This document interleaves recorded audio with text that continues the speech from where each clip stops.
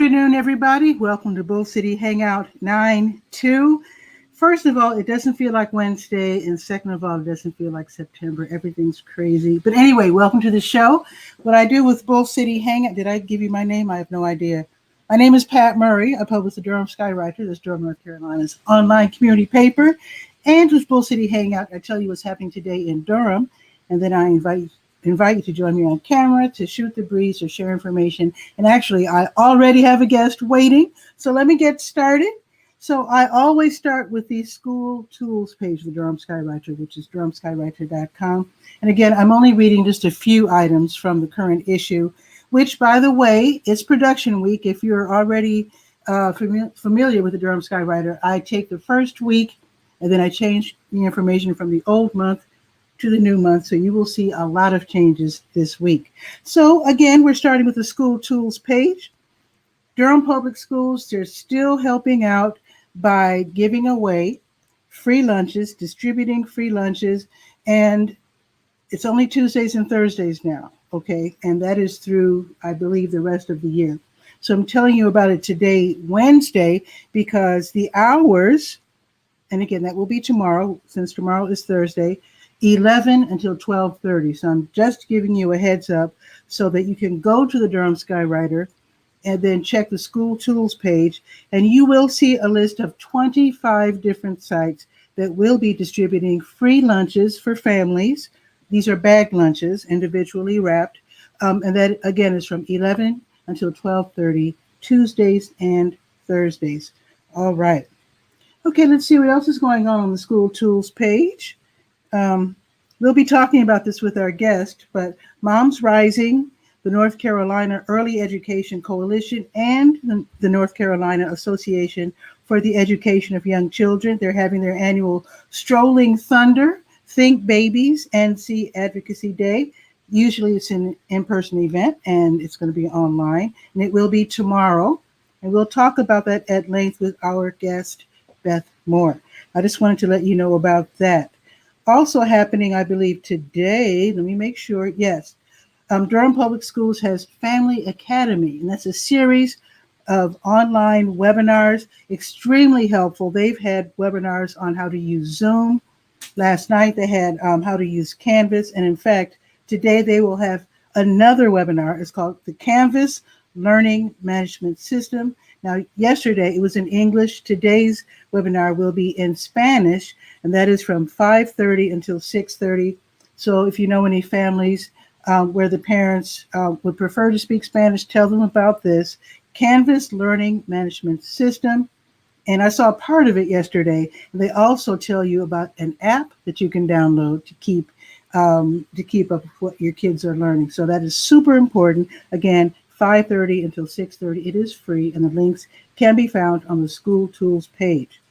And just another heads up, tomorrow, I'll tell you about this tomorrow as well, but they're going to have a webinar called Finding the Rest in Stress. There's a lot of stress. It's really hard with your kids staying at home, learning, hopefully learning, sitting in front of their computers. So that's going to be tomorrow evening in English with Spanish interpretation. Okay, I think that's it for the school tools page. Let's go to the word page. That is the governmental and nonprofit information page.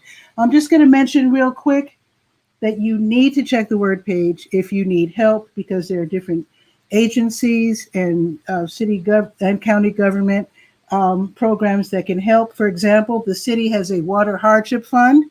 So if you're way behind in your water bill, you can get up to $240 put on your account to help you out, to help catch you up.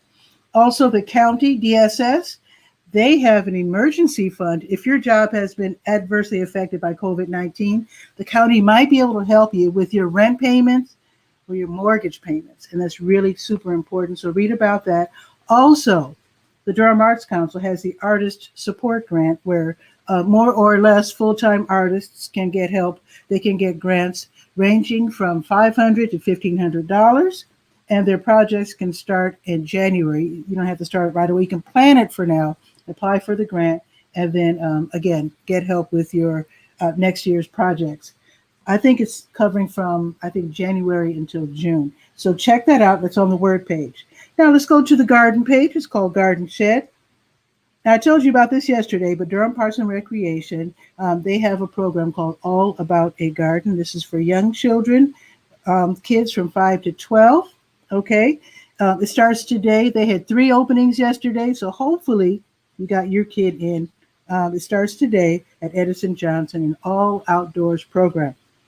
Also, Sarah P. Duke Gardens, everything that they have, everything's online. You know, the gardens are closed, unfortunately, but you can take a virtual walk on the wild side and check out the Piedmont Prairie. That's part of the Bloomquist Garden of Native Plants. So that should be fun. It's free. And why not? That is tomorrow from 11 until noon. One more thing on the gardening page. The North Carolina Cooperative Extension has an extravagant, wonderful series called Backyard Naturalist. You can learn all kinds of things about the outdoors.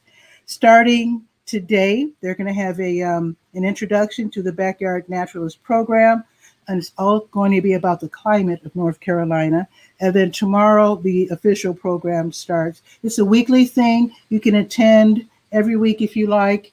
If you want to get credit, you might want to do that. Otherwise, you can just take this course for fun, and it's a weekly thing. You can learn about bugs, mammals, climate, reptiles, all kinds of wonderful subjects. So check that out on the gardening page. Okay, let's go to the sports page. This is one item I wanted to tell you about. Durham Parks and Recreation, they have the All-Star Competition. This is for teens, ages 13 to 18. They're going to do battle, okay, in Hillside Park, which is behind W.D. Hill on Roxborough Street. And this is going to be super fun. They're not going to play games. They're playing it safe. DPR has been doing a wonderful job with their programming and keeping the young people safe. So, and I shouldn't just say young people because they have tennis lessons coming up for kids and adults. Check out the sports page for that. But back to the All-Star Competition. This is going to be a skills competition. So they're probably going to be, with the free throws and the dribbling, whatever they do in basketball. This is going to be a skills competition. Whoever makes the most points wins. And this is a free event. This is a one-day only thing. It's going to be this coming Tuesday from 6 until 9. So that should be super fun. So go to the sports page and sign up your team for that. Last but not least, we're going to the Let's Go page. That is the calendar of events page of the Durham Skywriter, the most visited page according to my analytics. Let me scroll down to Wednesday. As we speak, the Nehemiah Christian Center is giving away free bag lunches until 1 o'clock. They do this on Tuesdays, Wednesdays, and Thursdays. So from noon until 1, they give away lunches curbside and at the door. So if you're driving by, I guess you just stick your hand out the window. They will hand you a lunch. You could also walk up and they will, welcome you. Again, that is noon until 1, Tuesdays, Wednesdays, Thursdays. Let's see. Now, this one's happening tomorrow, but I want you to know about it now because this might take some thought. Durham Technical Community College, as you know, they have these wonderful programs. They're like short-term learning programs that lead directly to jobs. So you know what I'm aiming at right here. Those of you who have been laid off, or you're worried about being laid off, or you've been forced to your hours have been cut back to part-time, furloughs, whatever, you might want to take on a new occupation. And this is really wonderful. So Durham Tech, they have this information session. It's going to be tomorrow at 1. Okay, it's called Occupational Therapy Assistant Information Session. And again, these programs lead directly into jobs. So you might want to think about this. So look up what an occupational therapy assistant does.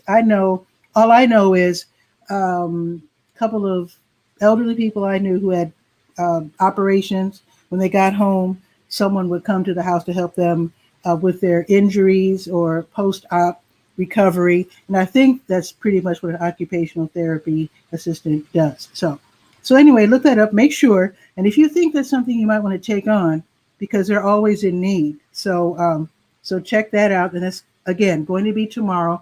The link that you need can be found on the Let's Go page. All right. I think that's pretty much it. Oh, wait a minute. I didn't mention New Visions of Africa restaurant. Right. They always give away free meals from 3 until 6. It's every weekday at the New Visions of Africa restaurant. They are right next door to W.D. Hill, and be sure to do that. I think that's it. Let's see. Yeah, that's it. Weather report, it's 86. I'm just now feeling the humidity. It's starting to get humid. It's partly sunny. It's going up to 91. It's going to be fully sunny this afternoon. The tomorrow is going to be 93 and sunny just about all day. Now let's bring on our guest. She has been so patiently waiting, and I appreciate it. So let's see what Beth Moore has to tell us about with tomorrow's special event.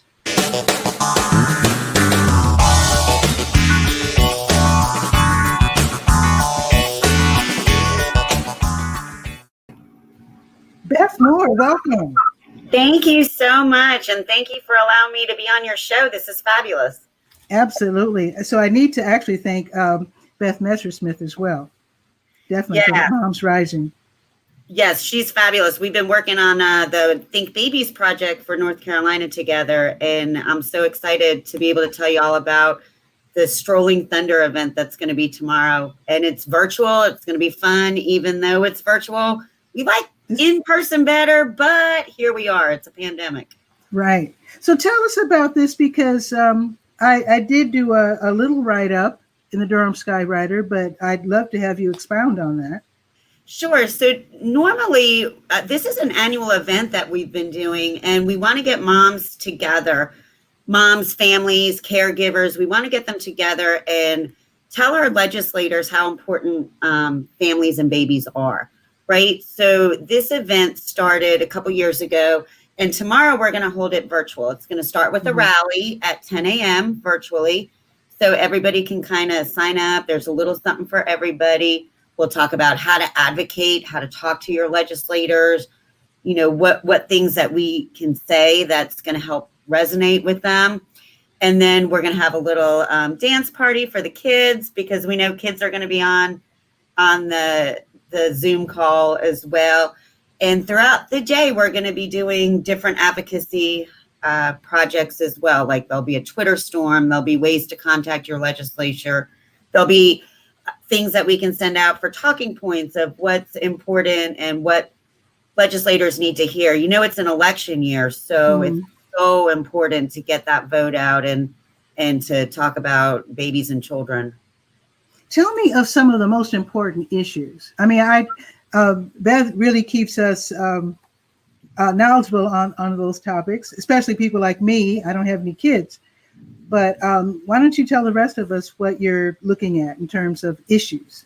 Absolutely. So we have a couple of priority initiatives happening over the next couple of years. COVID has really impacted families greatly across our state and frankly across the nation. But the families across the state, you know, a lot of people aren't working. Childcare is really challenging for families to afford. So we're working on making childcare more accessible and affordable.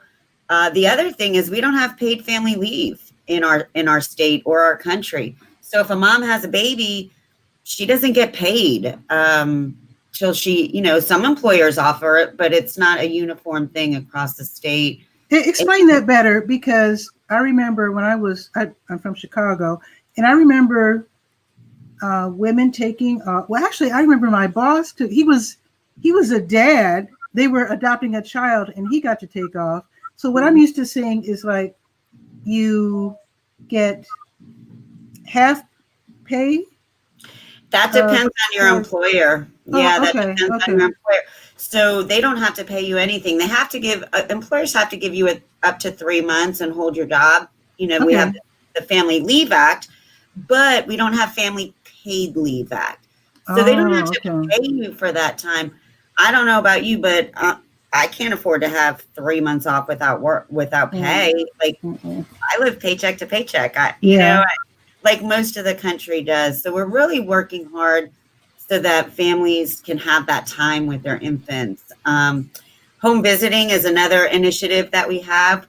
There's been some great research that says if we have professional nurses and family support workers visit new moms and families, they can help them with things like stress levels and postpartum depression and actual care for a newborn baby. Look, my kids are all grown up right now, but when they gave me a baby, I had a baby 25 years ago. They didn't tell me even how to change its diaper. And I had no idea what to do with it, with him.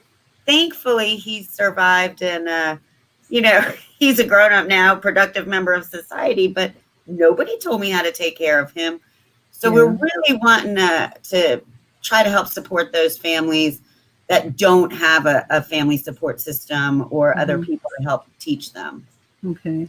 Do you ever collaborate? Oh, wait a minute. You're not in Durham, right? Well, so we're statewide. Okay. I actually, so the North Carolina Early Education Coalition, Moms Rising has a chapter in Durham, and the North Carolina Association for the Education of Young Children. We're statewide. So yeah, absolutely. We work in Durham with childcare facilities, with different moms and families. Because I didn't know if they ever partnered with Welcome Baby. I don't know. I don't know. Yeah, I think we need to if we're not partnering already. Because Welcome Baby helps new parents of, from what they say. I hate when they say zero, but from 0 to 5. Yes, and so we do a lot of work also with Smart Start. So Durham Partnership for Children is part of the Smart Start network. And again, across the whole state, our state's really interesting too, because there's different needs in different parts of the state, right? Durham's a city, but then we have where I live out in Johnston County, it's very rural and families don't have transportation or access to medical care or even the internet. Like a lot of my families won't be able to see me on the computer today because they don't have access to internet. How do they live without internet? I mean, where are the internet companies? Aren't they? They're not vying for your business? I wish they were, but there's some rural areas across our state and our country that don't even have internet capability. Even if we wanted to help provide that for them, they cannot get internet service. So does that mean that the kids are forced to go to school during the pandemic because of that? So the schools aren't open, so they're forced to come to like a parking lot sometimes and have a hotspot and do their work in the car or at a friend's house. Yeah. So broadband, getting internet access to every family is critical, especially with the pandemic happening. We need every family to have access to the internet. Yeah. I don't know if that's going to happen soon if it's not happening now. That's really, to me, that's the height of ignorance. That's stupid. Right. And that's an infrastructure thing that's happening across the nation. There's a lot of places across our country that don't have access to internet. Well, why can't we do what they're doing in Mexico? And that is they have the lessons over the TV because everybody has access. I shouldn't say this. I think most people have access to cable because I remember back in the 70s when cable started, it was built to help rural people have access to the networks, the television. Right. And that's not a bad thing to look at. I also know that cable costs money too. So there's a lot of families that we work with that don't have, they might not have TV. Unfortunately, a lot of the families in our state are in poverty. And so, they're going to choose food over, you gotta pay. Over the cable. But I mean, we're doing a lot to support young families. That we want families to have access to great early education experiences. There's, so the families that we can reach via the internet and via, just going out and home visiting, we're making some progress, I believe, but our legislators don't need to hear from me. I'm a professional, I do this for a living. They need to hear from the families that policies affect, right? So that's our big thing with doing some of this advocacy work is that we want families to tell their story. If you don't have internet, call your legislature, tell him or her that I don't have internet. I cannot do homeschool with my children, or I can't access telehealth or the things that keep my family healthy. We want to encourage families to reach out. Our legislators are everyday people, they actually listen to regular people. They do. They are regular people themselves, and they listen to regular people. You know, they have jobs, but if they don't know about an issue, they can't help. They can't help. And I honestly haven't met any of our legislators that don't care about children and families. It's not a partisan issue. Children and families are what makes up our communities. And the stronger the the stronger the family, the better the community is going to be.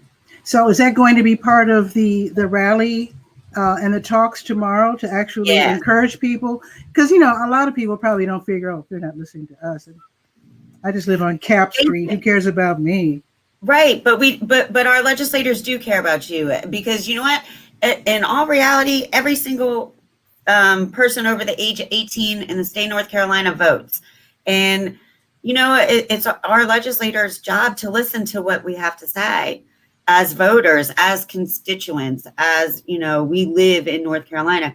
So, yeah, we'll have ways that families and people can connect with their legislator. We'll let them know who their legislator is and how to get in contact with them.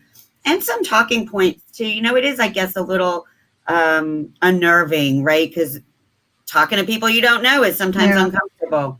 But they'll listen. Okay, I want to ask you about childcare, because from what I was reading, a lot of the childcare businesses or what do you call it? They're like entrepreneurial businesses, right, out of people's homes and whatnot. And some of them are, of course, in commercial spaces.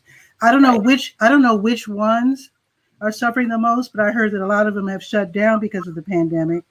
And so now the parents can't necessarily go back to work because the kids are staying home, and who's going to watch the kids?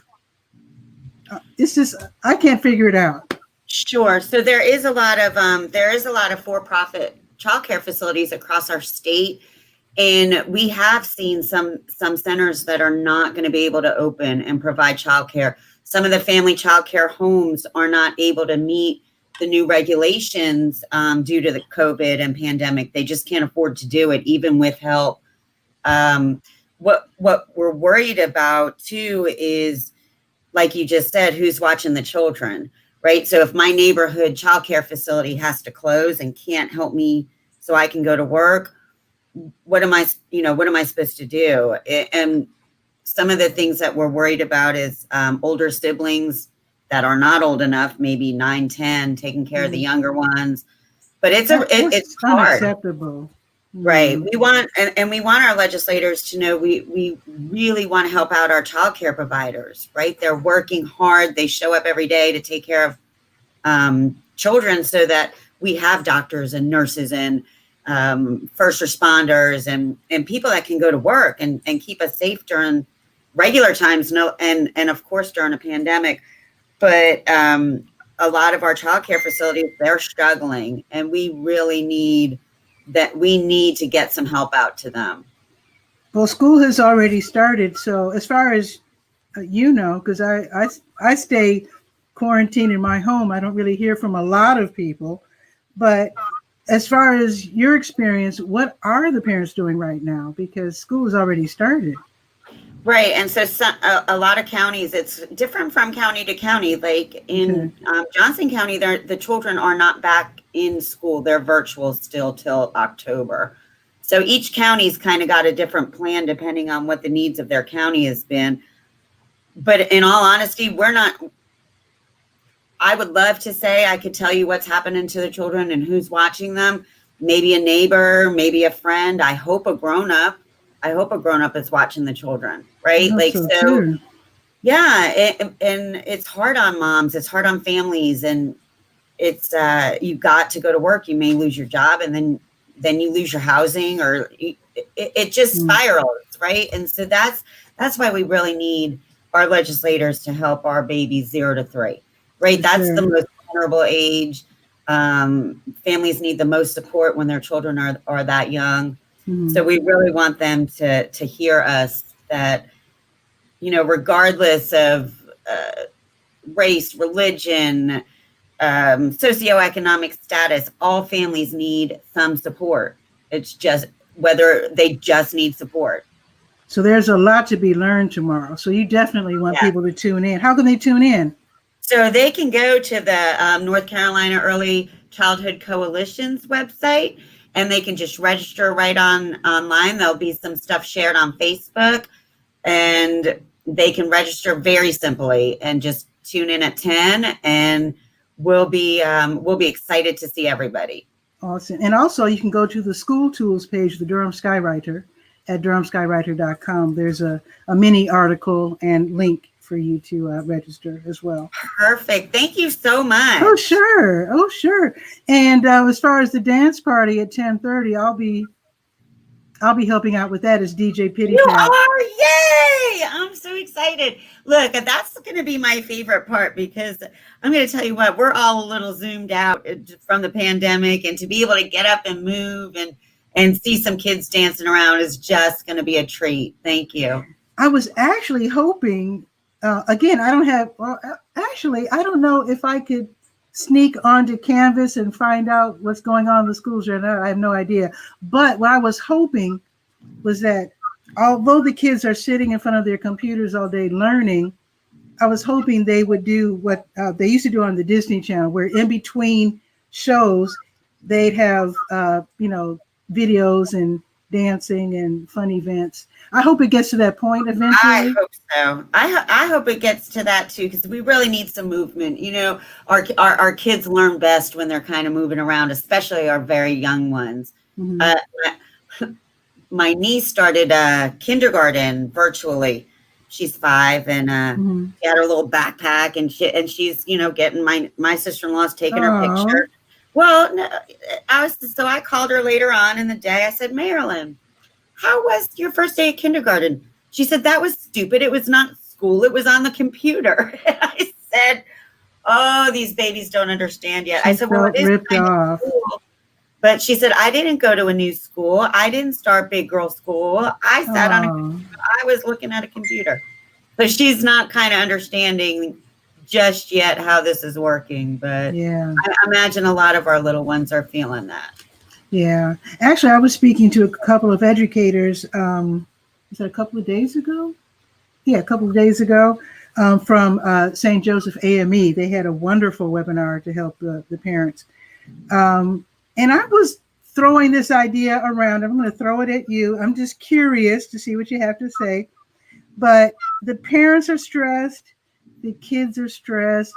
Some of these, the thought of children in parking lots trying to get internet connection. Oh my God. My thinking is this. I graduated a year later than my classmates. Okay. It didn't matter once I, right. became a grown up and got my first job and continued on with my adult life. It didn't matter. That 1 year did not matter. And so I'm wondering if maybe we can just keep the kids safe and entertained, throw in some learning, okay, so they don't regress too far, and just make this a year of independent learning and not have that pressure put on them to achieve 1 year education in order to move on next year. Can we just, I don't want to give the impression I want people to give up, but make this a fun, individualized learning kind of thing and take the pressure off the kids and the parents. Yeah, it's a lot of pressure on parents. And, and I actually kind of love the idea. I don't know how many of my educator friends love the idea, but for early learning, it's just hard to kind of get those academic experiences to the young children, mm-hmm. Across line. Look, did you know that word unprecedented? I hate that word now. I've never said it so much in my life, but we don't know what's going to happen, right? So I love just trying to stay well. A lot of the stuff we do, a lot of the stuff we do with NCAYC is that wellness. Caregivers can't be great caregivers unless they're well themselves, right? Exactly. We can't give what we don't have. And if we're not recharging and staying well, then everybody around us is suffering. Exactly. It's really tough. And again, the kids are doing their best. They are. Everybody's doing their best. Yeah, I believe grace is needed. I look at my social media sometimes and I'm sad. I'm just like, wow, everybody's got an opinion, but everybody that I know that's working to keep children safe, to educate children, to keep our bodies safe from the pandemic, everybody I know, we may not agree with every single choice that's made, but I know that those choices have been made thoughtfully and intentionally, and to try to keep people alive. Yeah. I think we all need a little grace right now, and the people that are working hard to figure this out need grace. Yeah, and not just alive, but happy, because it's hard to be resilient if you're depressed, if you're stressed, if you're upset. It's really hard on the nervous system, which affects your ability to eat, which affects your ability to sleep. Mm-hmm. Yeah, we're seeing all sorts of stuff, come up with families, and just the stress of, how do I keep my children on a schedule? And I don't know how to help them learn virtually. And I worked all day and now I got to come home and do school at night. It's exhausting, or I don't have any extra help at home. Even if I have internet access, I don't got a couple kids and I've got a baby, and it's nearly impossible for families to try to manage everything. And our educators are working just as hard to try to tailor lessons and tailor activities that should be in person that translate to online. So it's really hard on everybody right now. Yeah, I just realized. So the teachers are in Zoom or Canvas rather, teaching the kids, but then they probably have kids in the kitchen needing to be taught as well. Sure. They sure do, a lot of them. Yeah. Wow. Or living room or wherever. This is really rough. But I don't want to paint the dour. I mean, I really think this can work. It's just that if we could just take some of the pressure off. I think so. And that's some of the advocacy work we really want to do with the Think Babies. We want to support families. We, the global pandemic will eventually end, right? And we've learned some really great ways to connect, and there's some great things happening that we didn't know that we could even do. Wow, we figured this out and we figured that out, and okay, this might not work, but we're going to try it. So there's been a lot of resiliency happening across the state as well. And, I agree. We just need to get that support out there for families, get people working. If they're not able to go back to work yet, they need some extra help. Families need access to childcare, access to health care. Well, I did hear that some families are actually, what did she say? The lady from St. Joseph, Amy, said that there's a phrase that she used, NBA bubble. I guess she meant the teammates who pretty much stay together so they don't, get COVID-19 or coronavirus rather, but they stick together as teammates and stay away from the outside folks. So some families are taking on this same concept, and the neighborhood kids are all quarantining together and learning together, like in the garage or the living room or wherever. So they're setting up these little makeshift neighborhood schools. And so, we do have, and they're finding that support among other families, and that's helping, I think, with some of the isolation. Yeah, that's great. Is as long as they're trying to stay safe and keep their mask on, wear their mask and keep them safe and healthy. I think it's great that they're finding support amongst neighborhoods, and that's been missing for a while. Neighbors helping neighbors. And when it comes to the tiny kids in preschool and kindergarten, half of learning is the socialization aspect, isn't it? Right. Yes, it is. And so a lot of our children are feeling isolated, I believe, if they're not in their preschool classrooms or toddler classrooms. And I mean, toddlers don't know how to social distance, so they're just they sure don't. They sure don't. And they're hands-on learning. Same with preschool. It's best to learn by doing. We need to play with Play-Doh and paint and get messy and play outside. And, sitting in front of a TV screen is not necessarily going to be the best learning. I do know a lot of our teachers have gotten creative and sent some really great activities home with families to be able to use, and working just as much with the grown-ups as they are with the children. So we have some great things happening. Is online school ideal? Probably not, but probably. But you know, the museums have also, and the cooperative extension, they have some wonderful programming as well. They're all listed on the school tools page, the Durham Skywriter. And most of them, I'm trying to think, just about all of them are free. Yeah. Yeah, there's some really neat stuff happening with the museums. I love, even a lot of the national aquariums have some really cool things going on. I know they have some really cool things going on. And again, eventually we'll be able to get back to being outside and playing with our friends. And I hope so. Yeah, soon. So let's promote tomorrow's event again. Okay. Give us the detail. In fact, do you have the schedule in front of you?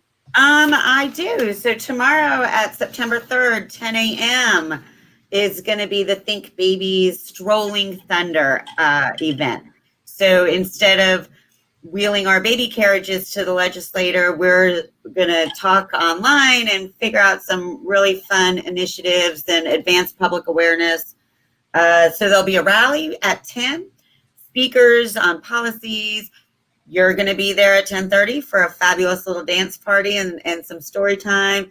And then we're going to have a Twitter storm at 2 p.m. There will be things throughout the day that families can jump on and really get connected to the Think Babies work. Okay. Can you tell me what a Twitter storm is? What is that? Yes, we'll have some Twitter.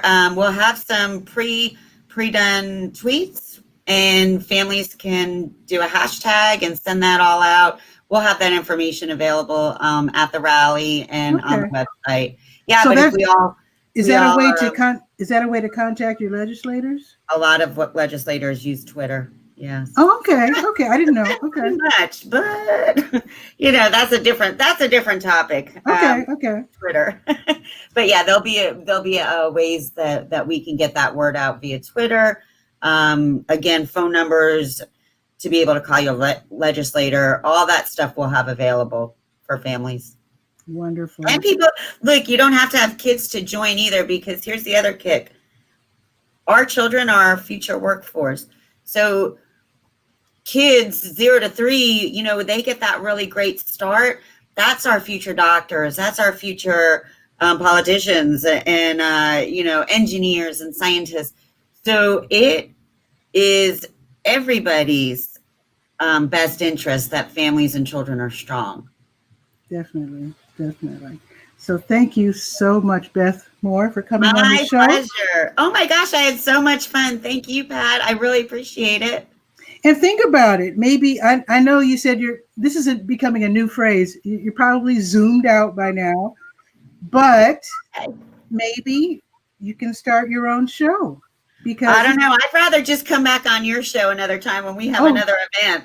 Oh, you're more than welcome to come anytime. And in fact, anyone from any of the 3 groups. Now, I'm familiar with Moms Rising, so that falls from my lips easily. Name the other 2 organizations. Is it North Carolina Early Education Coalition? Okay. And the North Carolina Association for Education of Young Children. And so we all kind of work together and collaborate and work on behalf of children and families in our state. I'm so glad you do, because some of the things you take on, the topics, the issues that you take on, how can I put this? It's just good to know that somebody's working in our interest, in the community's interest, because again, I know that legislators, I've heard of them having an audience with ordinary citizens, but I honestly didn't think that would be something that an average person could really think they could do. Absolutely. They're regular people. You know, my legislators in Johnson County, I see them at the grocery store sometimes, and, you know, they're good, hardworking people, and they care about families and children. So they want to know what's going on. They don't know if we don't tell them. That's a good point, and a good point to end on. Thank you so much, great. Beth. Thank you. I hope you have a great day. Thank you, and I will see you tomorrow. Sounds good. Okay, take care. That was so awesome. Oh my goodness. So I hope you show up tomorrow. And the link, everything that you need, is on the school tools page. And with that, I'm going to go on with my afternoon. And oh, wait. Not sure if I mentioned Mamás con Poder. Right. Mamás con Poder is, that means mommies with power, I believe. And they are Moms Rising Spanish arm, so to speak. So thank you for mentioning that. I really appreciate that. In fact, I have a Mamás con Poder button somewhere around the house. Thank you for mentioning that. Yes, absolutely. Shamika's here. Hello, Shamika. Actually, if anybody else wants to hop on camera and shoot the breeze, that would be awesome. If not, I will. In fact, if you would like to speak about Mamás con Poder, that would be cool.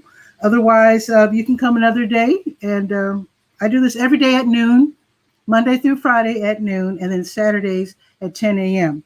And Shamika actually is an educator of sorts, and that her nonprofit is called Slice 325 or 325.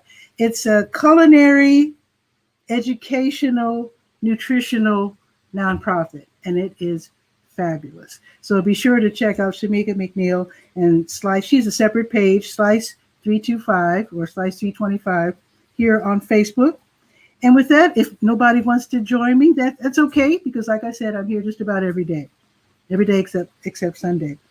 Okay, definitely. Come back another day. That would be awesome. Okay, folks, you have a beautiful afternoon, and I will see you tomorrow. I'll see you tomorrow during the rally, and then again during Bull City Notes, which will be at noon. With that, have a beautiful day. Ciao for now.